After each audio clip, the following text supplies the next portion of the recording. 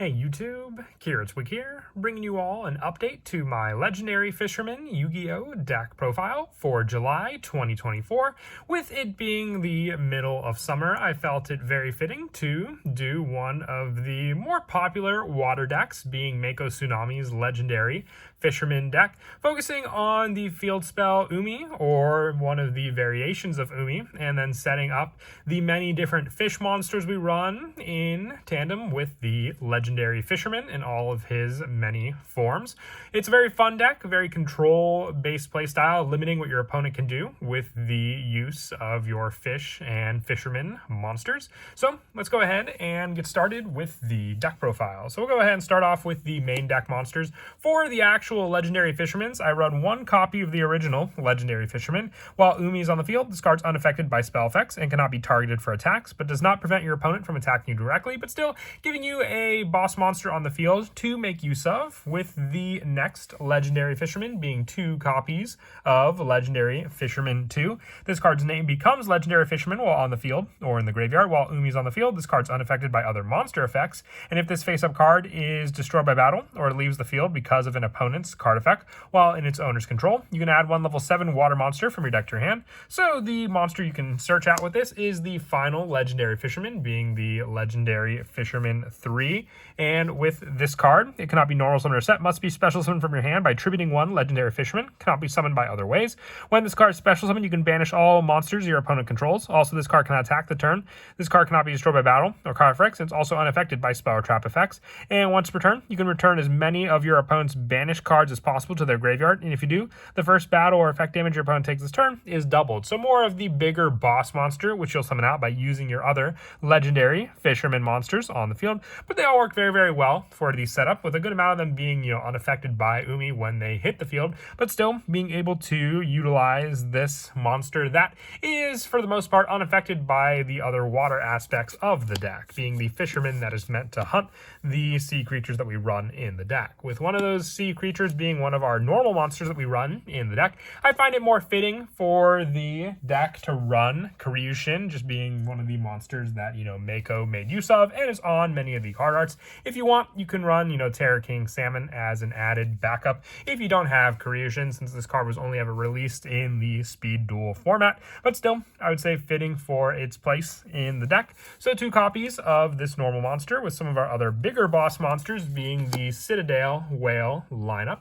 So the Citadel Whale and the Mega Fortress Whale. If this card's in your hand or graveyard, you can tribute 2 water monsters to special summon this card. You go and use the effect of Citadel Whale once per turn. If this card's special summon, you can set one Sea Stealth attack directly from your deck, and once per turn when your opponent activates a card or effect that targets a water monster you control and no other cards, quick effect, you can negate the activation and destroy that card. The Sea Stealth attack is your continuous trap that works very, very well with the Umi field spell. And with Mega Fortress Whale, if Umi is on the field, you can activate this effect. Your water monsters can attack directly this turn, giving you more of a boost as well for your Legendary Fisherman 3. And during your opponent's battle phase, quick effect, you can target one face-up monster your opponent controls and destroy it. And if this card on the field is destroyed by battle or card effect, you can either add to your hand or special summon one water warrior monster from your deck or graveyard, giving you the use of your other fisherman thanks to this boss monster also. For more search power for our important field spell in the deck, 3 copies of the Warrior of Atlantis. Just being able to discard this card to the graveyard to add 1 Legendary Ocean from your deck to your hand, which is the card that I prefer to use in the deck since it counts as Umi. So we run this spell, which can once again be searched out thanks to the Warrior of Atlantis. If not, and you already have it, it's just a good 1900 attack level 4 monster to be able to summon out as well. For the other fish monsters, ideally I do want to run 3 Doom Kraken, so I have just the one. I don't know where my other copies of Doom Kraken went off to. I have Silent Angler as a placeholder for 3 copies of this monster as well. If Umi's on the field, quick effect, you can target 1 water monster you control, except Doom Kraken, and 1 monster your opponent controls. Special summon this card from your hand, and then return that monster you control to the hand, and if you do, destroy the opponent's monster. And when an opponent's monster declares an attack, you can return this card to the hand and negate the attack, giving you more of an ocean predator, like in the midst, getting rid of your opponent's cards by destroying destroying them, returning your own cards back to your hand for safety. So 3 of this just as a more controlled playstyle, as I mentioned before, that the deck is meant to do, with the other one being a electric jellyfish. With this card, you can send 1 Umi from your hand, deck, or face on the field to the graveyard to special summon 1 water monster from your hand. When your opponent activates a monster effect or a spell effect while Umi is on the field, quick effect, you can negate that effect, then make this card gain 600 attack and defense. So once again, very useful to have more, Umi search power in the deck if we have to send 1 from our hand, deck, or face on the field to the graveyard. But most of the time, you don't want to send the one on the field. You can just send the one from the deck to the graveyard to summon out this card. That's it for the main deck monsters. For the spells, 3 copies of a Legendary Ocean. This card's always treated as Umi. And all water monsters on the field gain 200 attack and defense. Sadly, it won't work with the Legendary Fisherman since it's not affected by spells. And reduce the level of all water monsters in both players' hands and or field by 1. So it gets around some of the level lowering for some of our other cards as well. Needing the level lowered for Mega Fortress Whale as well, since it's in both players' hands and on the field, for making it easier to get these monsters out, and also just as a normal summon for cards like Creation also from our hand.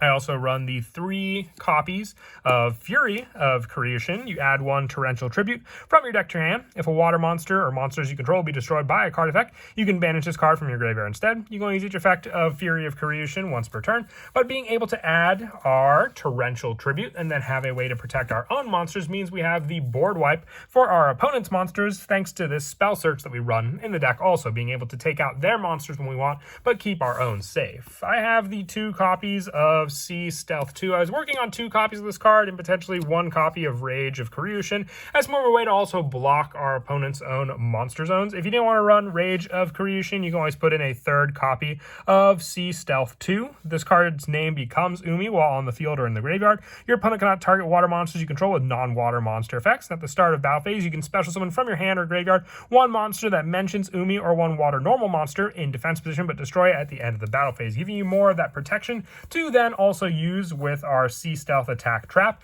But that's also why we run the Creation as just another target to be able to summon out onto the field also. I also run 3 copies of Fish Sonar. You add 1 level 7 or lower water monster from your deck to your hand that mentions Umi or is a water monster, normal monster. Then if Umi is on the field, you can special summon 1 water normal monster from your deck. So this gives you search for the majority of the cards we run in the deck, and then just the special summon of Creation onto the field as well. So you don't really want to search this card out. You want to save it for the special summon from your deck onto the field.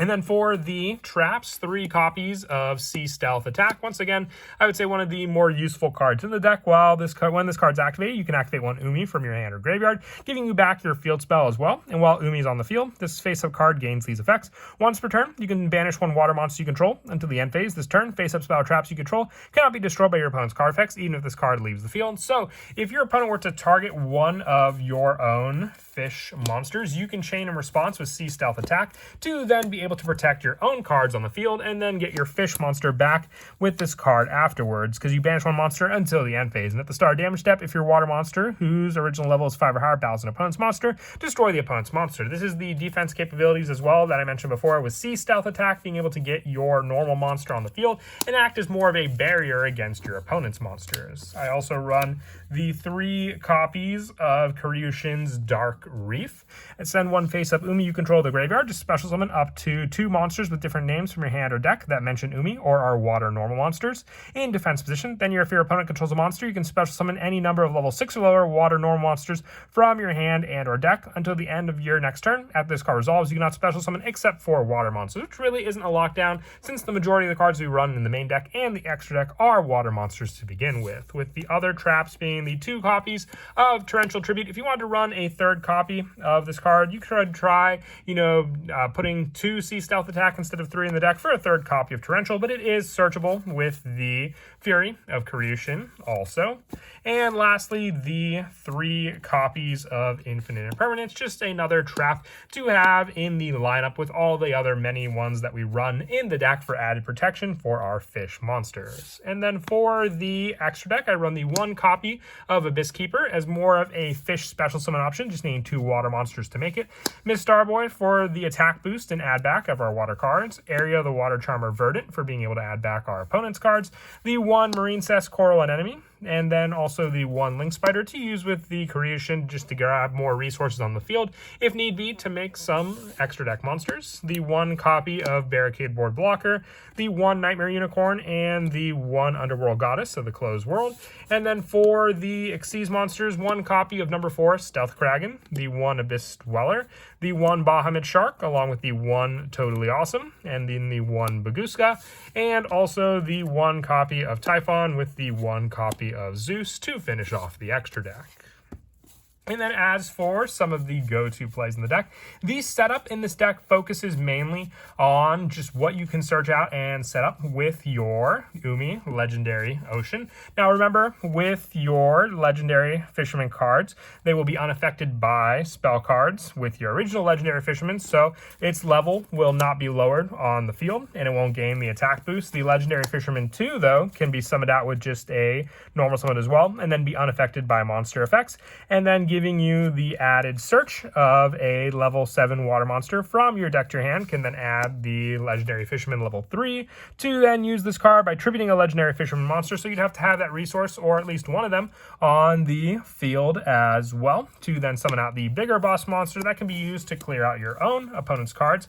And then the defense playstyle comes down in the form of cards like Sea Stealth 2, being able to summon out cards like your Creation to act as a defensive barrier when you also have your Sea Stealth attack on the field, which can be used when you summon out your Citadel Whale as well, having the level reduction for your Legendary Ocean, or being able to search out these cards thanks to our Fish Sonar, being able to add 1 level 7 or lower monster for every deck to your hand that mentions Umi or is a water normal monster. Then if Umi's on the field, you can special summon 1 water normal monster. So with your Legendary Ocean being on the field, you can then use the search of Fish Sonar to then add to your hand your Citadel Whale, and then reduce the level of all water monsters in both players' hands and on the field by 1. So then with the Fish Sonar summoning out the Creation, you then have the tribute to summon out your Citadel Whale since it's a level 6 monster in your hand. And then with this card needing just to get around the special summon, thanks to just having that 1 monster, but you would not be able to summon out this card thanks to your set Sea Stealth attack because it has to be special summon. So if you go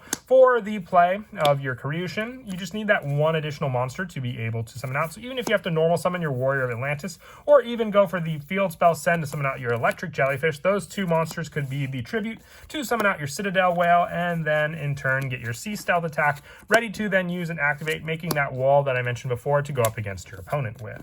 But that is it for the deck profile. I hope you all enjoyed. Like I said, the Legendary Fisherman deck is always a fun one for me to update, and with it definitely feeling the season for the deck. I hope you all enjoyed, and as always, until next time, please don't forget to leave a like and subscribe, and Kira Twig out.